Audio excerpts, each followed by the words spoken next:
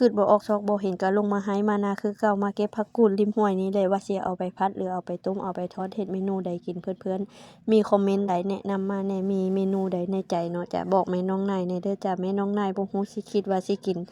เมนูใดก็บ่ฮู้ว่าสิเฮ็ดหยังกินเพราะว่านอกจากผัดกับต้มนอกจากต้มกับผัดแล้วก็นึ่งมันบ่ฮู้ว่าสิเฮ็ดเมนูใดได้อีกกะที่เฮาอยู่บ้านนอกก็ดีแบบนี้แหละได้เก็บผักธรรมชาติกินในทุกมื้ออยากหยังก็มาหาเอาส่วนมากก็บ่ได้ซื้อเด้อจ้ะมีแต่ใช้แรงและความขยันเท่านั้นอันนี้หลานน้อยก็ลงมานำคือเก่านี่มาเบิ่งผักกูดกันเลยมีแต่ยอดงามๆอวบๆเลยจ้ะเพื่อนๆป๊าดแม่น้องนายก็เก็บไปก็สะอ่อนไปช่วงนี้ผักกูดก็กำลังออกคือกันสองริมฝั่งเลยเด้อจ้ะพอฝั่งนั้นก็อยากไปเก็บก็เลยว่าเก็บฝั่งนี้ก่อนแล้วยังไปเก็บฝั่งนั้นแต่บ่ฮู้ว่าสิได้ไปเก็บบ่ฝั่งนี้ก็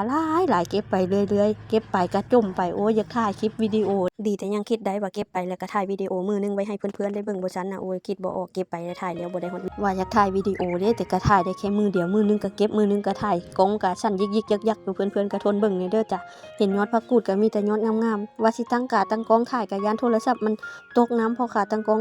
ตั้งไว้ในน้ำแล้วย้านลมมันมาแล้วมันพัดแล้วตกน้ำยันได้ซื้อโทรศัพท์ใหม่อีกก็เลยว่าถ่ายมื้อเดียวนี่แหละถ่ายไปเก็บไปเนื่องจากผักกูดก็งามๆเด็ดไปยามใดก็สะอ่อนบักคักมีแต่ยอดงามๆเลยบ้านเพื่อนๆมีบ่จ้ะถ้ายังบ่มีก็มาเก็บเอาบ้านแม่น้องนายเด้อจ้ะหลายบ้านเพื่อนๆน่ะ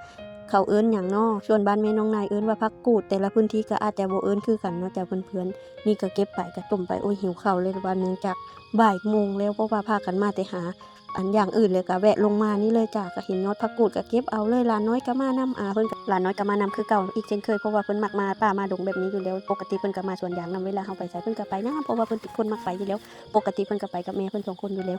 นี่แฮงมักอยู่แล้วมาเห็นน้ำน่ะกิ๊ดกัดอยู่เพิ่นก็อยากเล่นอยู่ได้แต่ก็ให้เพิ่นอาบแล้วเรียบร้อยแล้วก็เลยอาบแล้วเรียบร้อยก็ใช้ช้อนปูไปเรื่อยๆของเพิ่นนั่นแหละจ้ะน้ำก็ใสเห็นฮอดตัวปลาพี่น้องเป็นตาอยากเล่นเนาะเย็นจ้อยๆเลยพุ่นน่ะเพิ่นก็ช้อนไปได้กุ้งนี่ได้ปูนี่ได้หอยมีฮอดปลาลดปลาลาดเมื่อกี้นี่ก็เพิ่นก็เจอแมงกระดาได้แมงกระดาตัวนึงบักใหญ่ๆแม่น้องนายเดี๋ยวไปเห็น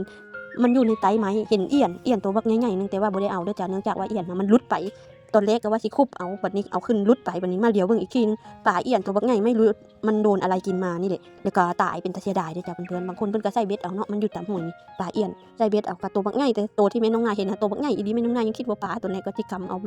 เบิ่งไปเบิ่งมาเลยปลาเอี้ยนหัวขาดแล้วเพราะว่ามันโดนอีหยังกินก็บ่ฮู้นั่นแหละเพิ่นก็ซ่อนไปซ่อนมาเพิ่นก็ได้หอยตัวโลงเพิ่นก็ยกมาอ้างเลยหอยเพิ่นหอยปังมีหอยปังนี่ก็นั่งท่าให้กำลังใจคุณแม่พอแต่น้ำแห้งก็ขยันซ่อนกุ้งหน้านี้ทุกคนก็ต้องมาซ่อนกุ้งตามห้วยตามคลองแบบนี้แหละห้วยนี่เวลายามฝนก็สิท่วมยามแล้งก็แห้งอ่องคองเลยเด้อจ้ะเพื่อนๆก็ซ่อนไปเพิ่นก็ได้กุ้งนี่ได้แมงกะดานี่เหนียวก็มีเด้อจ้ะเพราะว่ามันเป็นดินทรายผสมดินดากเนาะมีทั้งเหนียวเพิ่นได้หอยกาบเพิ่นก็ยกมาอ้างนี่ก็นั่งท่าคุณแม่ส่งหลานเมื่อยเก็บผักกูดเลยนั่งท่าคนซ่อนกุ้งพอแต่เพิ่นซ่อนได้ก็มาส่งเบิ่งเพิ่นก็ได้กุ้งกำนึงพอดีพอแต่เพิ่นได้หอยกาบเพิ่นก็ยกมาอ้างแล้วว่าหอยกาบนี่ก็นั่งท่าให้กำลังใจแม่เพิ่นส่งหลานเก็บผักกูดเมื่อยเลยก็มานั่งท่าโอ้มื้อใดนอนสิมาเด้พากันหิวข้าวเลยได้หลานก็อยากนอนแม่เพิ่นก็ซ่อนงั้นอยู่ก็เลยนั่งท่าให้กำลังใจแม่เพิ่นพอแต่แม่เพิ่นซ่อนมาแล้วก็เบิ่งมาเจียมเบิ่งก็มองก็เลยโอ้ได้หลายอยู่เด้